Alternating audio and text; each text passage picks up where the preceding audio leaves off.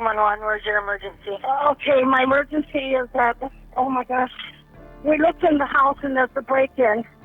It smells like somebody's dead in the house. This chilling 911 call quickly turned into a complicated situation, with multiple suspects making the case one of the most confusing the police had ever handled. Right, no. I said, hey man, what you guys are going to do this to me? Now, I'm going to come back and just everything up. Shoot out, Band? Kill. I bet you had $20,000 worth of diamonds and stuff on the kitchen counter.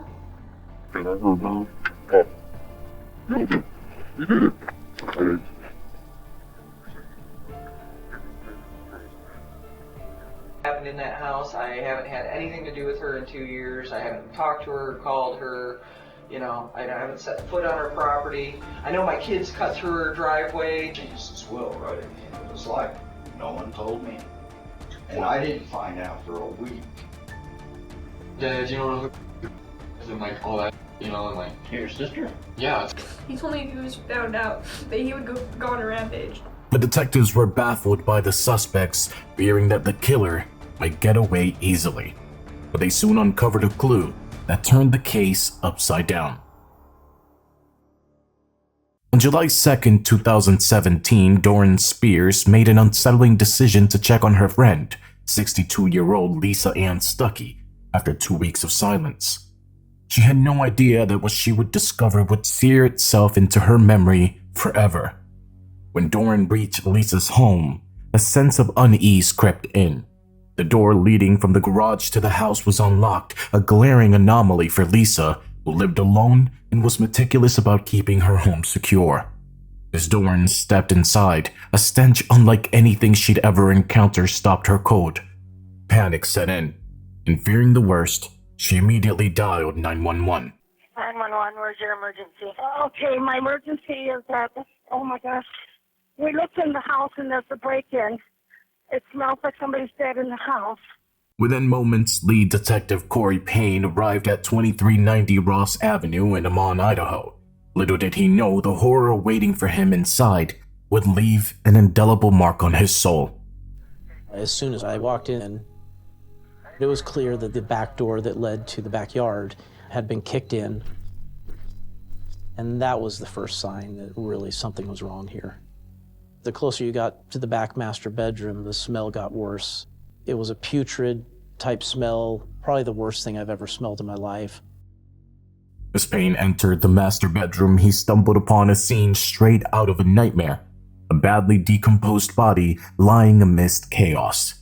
The extent of decay was so severe that identifying the victim's gender was nearly impossible. Yet, given Lisa's solitary lifestyle, detectives presumed the victim to be her. A chilling realization dawned. This was no ordinary case. Payne swiftly called for reinforcements and began scouring the scene for clues. The investigation took a grim turn when Payne uncovered a blood-soaked blue shirt draped over the victim's head. Beneath it lay a chilling clue. A fractured skull. Evidence of blunt force trauma. The nature of the injury erased any doubt. This was a homicide. As detectives scanned the home, they noted Lisa's affinity for collecting items, sparking a preliminary theory. Could this have been a robbery gone awry? Yet, without solid proof, every possibility remained on the table. Just outside the master bedroom, I noticed a ball-peen hammer. Knowing that she had sustained blunt force trauma to the back of her head, that hammer was the first thing that we looked at as a potential weapon in this homicide. There were quite a few fingerprints that were taken from the scene. We tried to grab any that we could find that might lead us to who the suspect was. There's also a phone that was found under a pillow on the master bed. We took that phone to look at it for evidence. The crime scene itself yielded frustratingly little. A single shoe print on the shattered back door, a few scattered fingerprints. Lisa's phone was oddly tucked under her pillow. These clues painted a fragmented picture, but offered no immediate answers. Just as the case seemed to hit a wall, an unexpected twist emerged. A bizarre encounter that would append everything they thought they knew. As investigators worked the crime scene, a man appeared out of nowhere, sparking immediate suspicion. He was dressed a little differently. had some headphones on. And this male walked by and said to one of our deputies, "What happened? Somebody get murdered here?" And they thought that was very odd. Mario tells detectives that he had just moved to Idaho Falls from New Jersey about 6 months ago. He tells them that he worked at a nearby fast food restaurant and he would cut through Lisa Ann's property to get to and from work. He said that he was living 4 doors down from Lisa's home with his 19-year-old girlfriend and her family. He made an odd, offhand comment that felt out of place, instantly drawing the detective's attention. When questioned, he introduced himself as Mario Iglesias. Mario explained that he had recently moved to Idaho Falls from New Jersey and lived just a few doors away with his 19-year-old girlfriend and her family. He casually mentioned that he often used Lisa's property as a shortcut to and from his job at a local fast food restaurant. Then, Mario dropped a bombshell. Lisa wasn't just a random neighbor. She had a deeper connection to the family he lived with, the Liveleys. After her husband Frederick passed away in 2004, Lisa relocated from California's Bay Area to Ammon, Idaho, seeking a fresh start. Initially, she struggled with loneliness, but that changed when she met the Lively family: Alan, Wendy, and their 2 children, Jamion and Adana. Lisa quickly became close to Wendy, despite their age gap, and the Liveleys took her under their wing, becoming like family. They were just socializing a lot, and Lisa started considering Wendy her best friend. They go to garage sales together on the weekends. They spend time together. Wendy and Alan's son, Jamion, starts mowing her lawn for her. They really welcome her, and she becomes part of the family. I feel that the Liveleys were looking out for Lisa, and the fact that she was a widow, they just felt like they needed to bring her under their wing and keep her safe. As Adana's live-in boyfriend, Mario was expected to have a positive relationship with Lisa. But when detectives dug into his background, they discovered a troubling history of violent crimes, including break-ins, robbery, and aggravated assault. This raised a red flag. Investigators knew it wasn't uncommon for criminals to revisit their crime scenes, sometimes out of curiosity, other times to relive their deeds. Was Mario doing exactly that? This revelation reignited the robbery theory. Mario's familiarity with Lisa might have given him insight into her valuables. Investigators speculated that he could have planned to rob her, and when she caught him in the act, the situation turned violent. Detectives brought Mario to the Ammon police station for questioning. Was he simply a nosy neighbor with bad timing, or was he a calculating criminal trying to outsmart them? His past made it hard to believe his innocence. Hey, what happened? Did somebody get hurt? Okay, yeah, I brought that up because, hey, you don't see this every single time where it's all forensic stuff and stuff like that. I put 2 and 2 together. I'm not stupid. But to walk by and say that, you threw so much suspicion right on yourself. You know That's that? fine. That's totally fine. I don't know. You have the mystery. I've straightened out my life big time. You know, I went to a hard to love public school, gangs and everything like that. I thought that was the cool thing to do. Were you involved in gangs? Yeah, I was. Then Mario said something that alarmed the investigators further. He revealed that tension had been brewing in the Lively household just days before when Wendy accused him of stealing. Mario claimed his comments to the Liveleys had been misunderstood, but detectives weren't convinced. Was this financial dispute the spark for a robbery gone wrong? Or had Mario lashed out at Lisa, seeing her as an easy target? Lacking concrete evidence, they had no choice but to let Mario go. However, he remained their prime suspect, and investigators resolved to keep him under close watch as they unraveled the truth. To uncover the truth behind Lisa's murder, detectives needed to piece together her final days. But with her body severely decomposed, forensics couldn't determine the exact time of death. Left with few options, they turned to her phone for answers. A review of her phone calls indicated she had completed phone calls late on June 15th, but from June 16th on, there were no more outgoing calls. Just phone calls and contacts coming in from concerned friends. And so we'd had an operating theory that the crime had occurred either late June 15th or the early morning hours of June 16th. This led them to canvass the neighborhood, hoping to find witnesses who might have seen or heard something. However, the 4th of July weekend had left most of Lisa's neighbors out of town. Thankfully, Doran Spears, the friend who had called 911, was still in the area. Detectives brought her in, hoping she could shed light on Lisa's private life. I mean, I knew Lisa had a lot of money. Was she ever worried about somebody coming in and stealing her? Always, but she wouldn't do anything. Where did Lisa keep her valuables in the house? In the closet and almost everywhere. Okay. On top of the counter, on the kitchen. Her most precious stuff? Yeah, she wore it all the time. She would have, I bet she had $20,000 worth of diamonds and stuff on the kitchen counter. Doran confirmed one suspicion. Lisa had many valuables in her home. But what she revealed next completely shocked the investigators. Over the years, Lisa had grown close to the Lively family, particularly Alan's stepfather, Dwayne Heimer. Their friendship blossomed into a romantic relationship, and Lisa eventually moved in with Dwayne at his home. What seemed like a sweet chapter for Lisa didn't sit well with Alan and Wendy Lively, who strongly disapproved of the relationship. The tension between Lisa and the Lively's reached a breaking point, leading them to sever all ties with her. When Lisa started dating Dwayne, Wendy got all upset and she said she was using him, that she was a gold digger and all this stuff. And so they got into it really big. This revelation hinted at the possibility of bad blood, but detectives didn't have time to dwell on it. A new lead had just surfaced, a tip that would change the trajectory of the case entirely. You said you had some information in regards to what happened in Ammon? Yeah. Okay, so just start from the beginning. Yesterday, they were over there not one, and I heard he did it.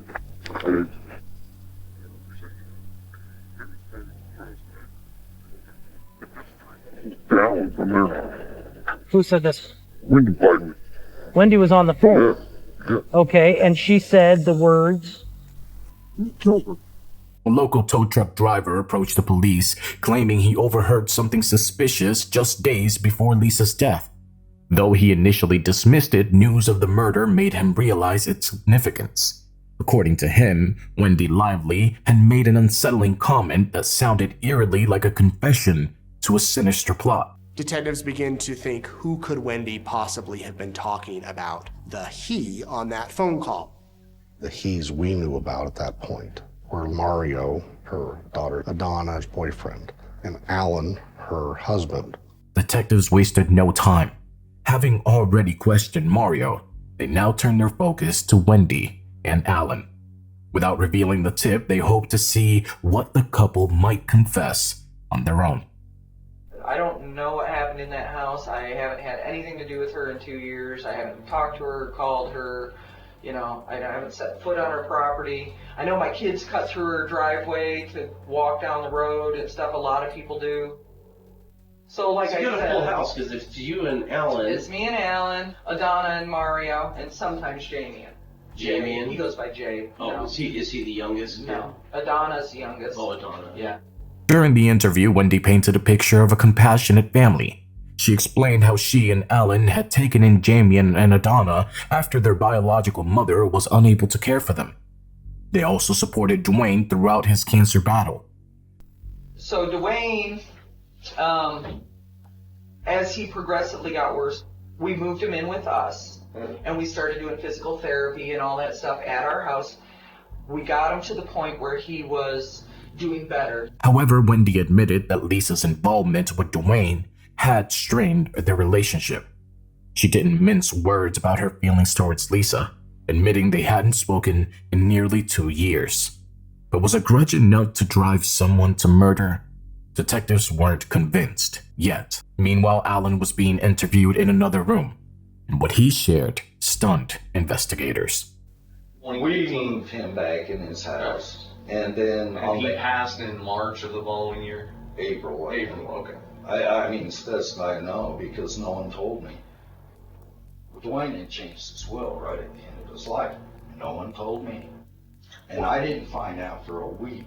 He revealed that the family had believed they would inherit Dwayne's assets after his death, but they received nothing. Alan was certain Lisa had influenced the outcome, fueling resentment within the family.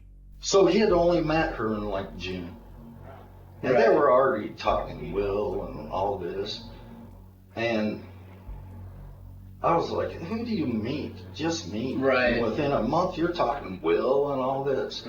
Well, I watched Lisa operate with older people. She befriends them at the end of their life. Creates a rift between them and their friends, or them and their family. And then next thing you know, she's working her way in. So, I mean, I saw her do it a number of times. So I warned him about her. This revelation added a financial motive to the mix. Money coupled with bitterness could be a deadly combination. Though both Wendy and Alan denied any involvement in Lisa's murder, their strained relationship with her raised red flags. Still, detectives were stuck. There was no hard evidence tying anyone to the crime. The fingerprints found in Lisa's home didn't match any in the database. Even the ball pen hammer discovered at the scene wasn't the murder weapon. It was too small to match the injuries on Lisa's skull. With no confessions and no physical evidence, the case hit a frustrating standstill. Every theory raised more questions than answers, leaving investigators desperate for the breakthrough that could finally solve Lisa's tragic murder.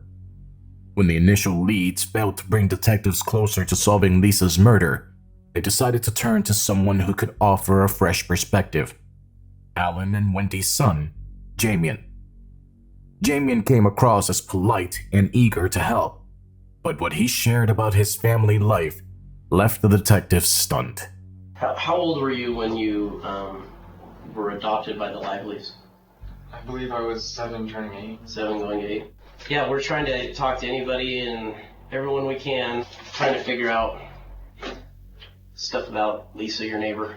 So all I know is that he got with my grandpa. He moved out. Okay. He revealed that his parents were going through a messy divorce. The constant arguments had created a tense and volatile atmosphere at home, with Alan and Wendy sleeping in separate rooms. On top of this, financial stress was taking a toll on everyone in the household.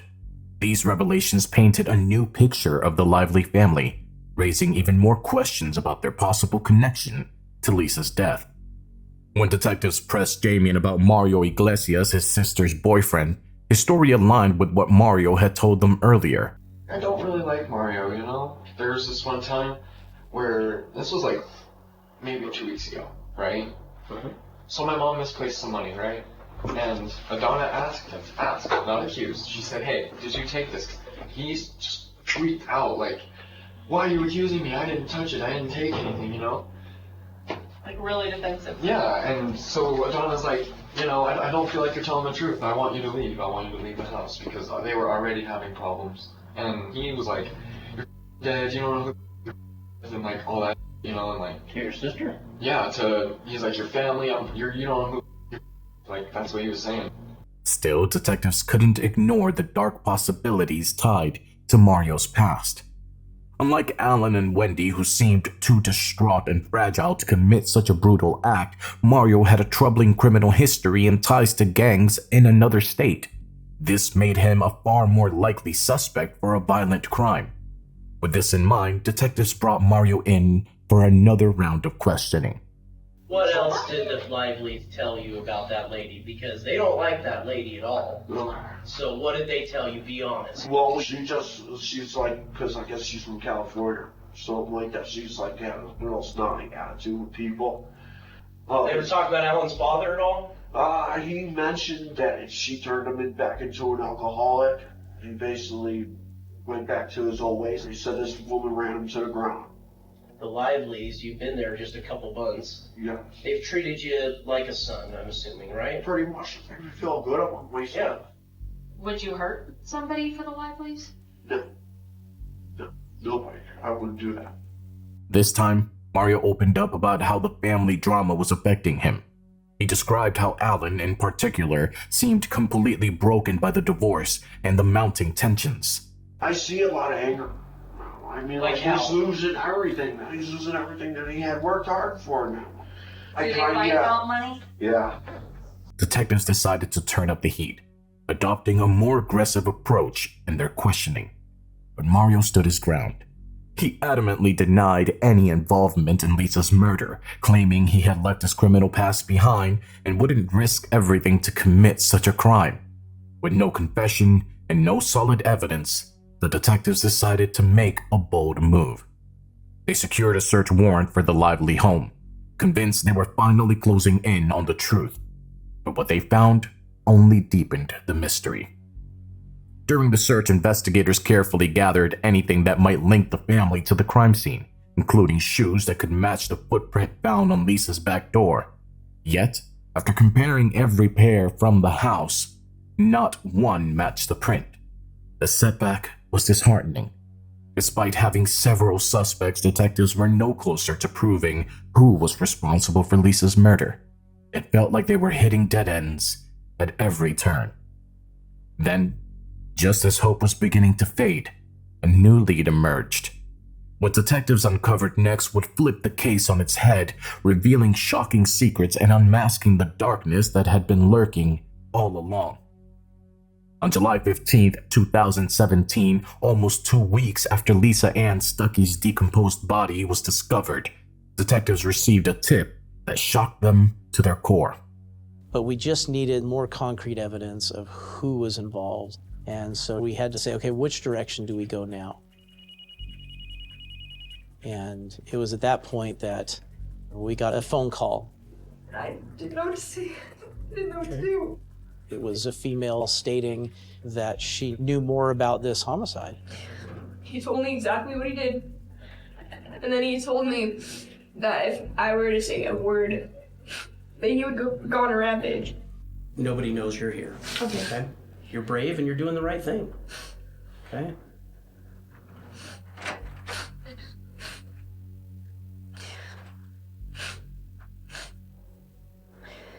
He told me if he was found out, that he would go on a rampage.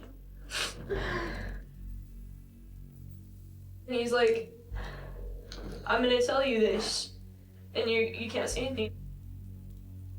He told me that he murdered his neighbor yesterday, and I didn't know what to say. I was like, why would you do that? He told me he did it because apparently she screwed his family over, put his family in debt. And I didn't know what to say. I didn't know what to do. Like, what do you say to that? He told me that since I now knew that if I were to breathe a word about it, he would take out someone I cared about. He was like, honestly, if I'm going down, I might just take out more people with me. And I believed it. I believe it. The murder was someone they never saw coming. Alan and Wendy's 20-year-old son, Jamian Hernandez. It was Lauren Peterson, a close friend of Jamian, who came forward with this chilling revelation, confessing that he had shared his darkest secret with her. Detectives wasted no time. They invited Lauren in for a private interview, hoping to gather more details about the crime. Lauren was visibly shaken, struggling to reconcile the horrifying truth about someone she had always known as a kind and caring friend. He was like a good person. I never saw this coming from him. He does seem like a very nice kid. But here's the thing I can tell you, is that we never know people exactly for who they are, okay? Through her fear, Lauren provided a key piece of the puzzle. But her account alone wasn't enough to implicate Jamian. The detectives needed solid evidence to back her claims. Determined to extract the truth, they came up with a bold plan to catch Jamian in his own words. On the night of July 18, 2017, detectives asked Lauren to make a call to Jamian while they listened in. The goal was to get him to reveal something incriminating.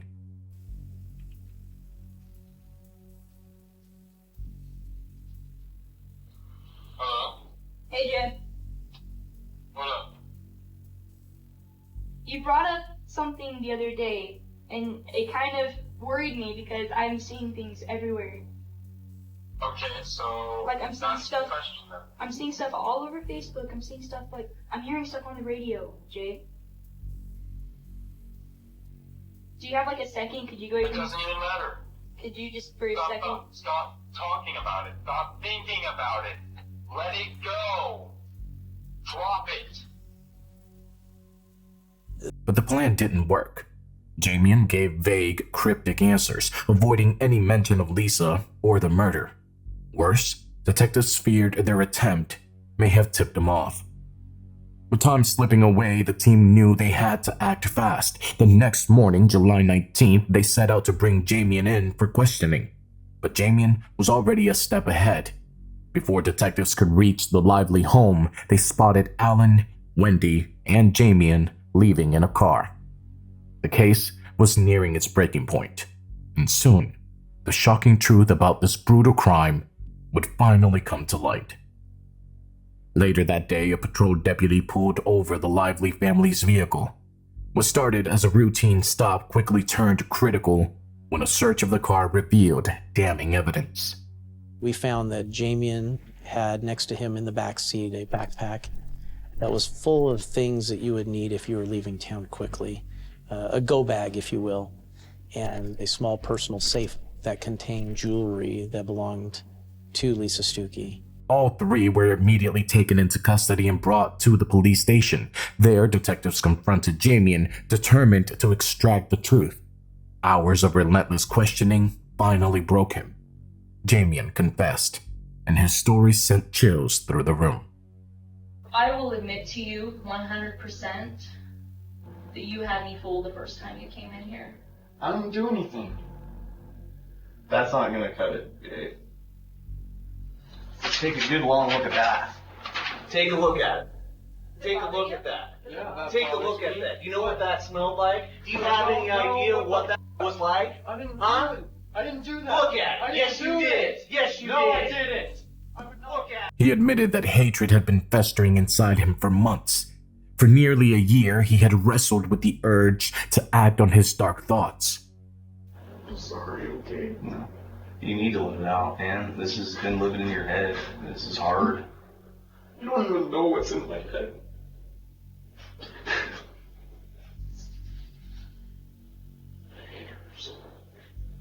It was gonna be fine if she didn't step in. Mom and Dad would be fine and everyone would be. In the early morning of June 16, 2017, he finally gave in. Armed with a baseball bat, he crept to Lisa's house and kicked in the back door, shattering the silence and waking Lisa from her sleep. As she got out of bed, confused and alarmed, Damien attacked. One brutal strike sent Lisa collapsing to the floor. Overwhelmed by how easy it had been, he started searching the house for jewelry he could steal and sell. But Lisa wasn't dead. The sound of her weak moans startled Damien. Seeing her trying to move, he picked up the bat again and unleashed unimaginable violence, striking her repeatedly until she was lifeless. This time, there was no chance of survival. After the gruesome murder, Damien fled with stolen jewelry.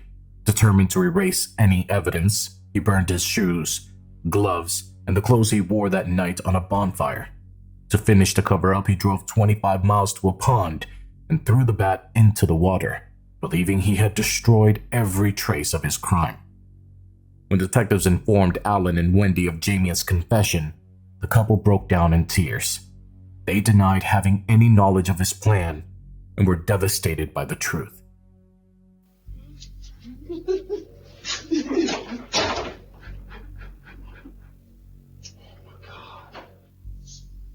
As for the tow truck driver's tip about Wendy's suspicious phone call, detectives couldn't substantiate the claim. Damien's confession also cleared Mario Iglesias of any involvement. In the end, Damien alone was held accountable for Lisa's murder. Me? I'm sorry. In April 2018, Damien Hernandez pleaded guilty to the first-degree murder of Lisa Ann Stukey. To avoid the death penalty, he accepted a plea deal. During sentencing, the defense highlighted Damien's troubled past, marked by abuse and neglect, as a plea for leniency. The judge acknowledged his hardships, but stated firmly, "There is nothing the court can do to restore what you have taken, and that is a life." Damien was sentenced to 25 years to life in prison. He is currently serving his sentence in the Idaho State Correctional Center in Kuna, Ada County. His earliest chance for parole will come in 2042. As we close this tragic story, one question lingers. What if a courageous witness hadn't stepped forward? Could a killer have walked free? Turning him in, knowing that I would probably never see him again, it was the hardest choice I think I ever had to make. Like, it hurt worse than any breakup I ever experienced. It hurt worse than anything bad I ever really had happen to me. This was the worst thing. For Jamian, Lisa was more than just a step-aunt. She was, in his eyes, the villain who tore his parents' world apart. He believed she had taken what rightfully belonged to his family, the inheritance from Dwayne's estate. In his mind, Lisa was the reason his parents, his only source of love and safety, were falling apart. But the truth was far from what Jamian believed. Lisa had never received a single penny from Dwayne's estate. Every bit of it went to Dwayne's biological son Richard, who lived in Texas. All Lisa had left after Dwayne's passing was a bed they bought together during happier times. In the end, the rage, the revenge, and the horrific act of murder were all for nothing.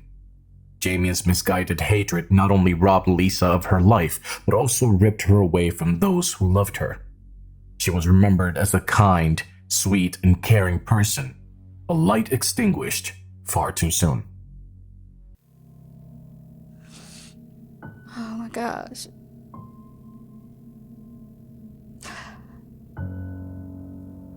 I miss her so much.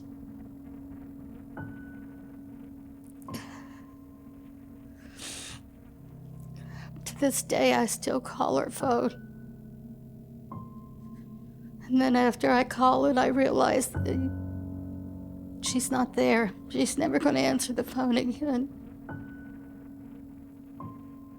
I just want her back. I just want her back.